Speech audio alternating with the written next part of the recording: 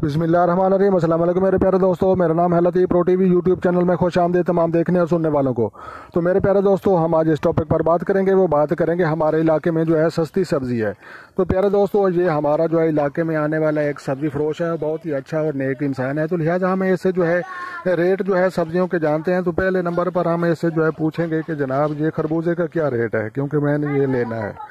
तो लिहाजा खरबूजे का रेट बताएं भाई जी। 40 रुपये। तो जनाब ये 40 रुपये दे रहा है। और उसके बाद जो है ये तरबूज 20 रुपये तरबूज दे रहा है। और ये क्या है, आलू आड़ू। तो इसका क्या रेट है? 150 रुपये किलो है। तो जनाब ये जो है उसके बाद जो है ये बैंगन पड़े हैं, ये कैसे हैं?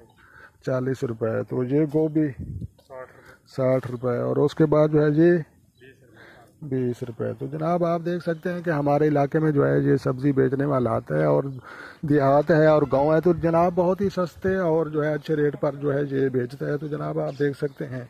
तो लिहाजा इसने जो है लाउड स्पीकर भी लगाया हुआ है और हमारे ही इलाके का है। तो जनाब ये यार कुछ चीज़ें, इसका क्या रेट है? ये कद्दू का 40 रुपये में कद्दू है। और ये जो 60 की चूरी ये भी 40 है। तो उसके बाद जो है ये आलू पड़ा है। आलू का क्या रेट?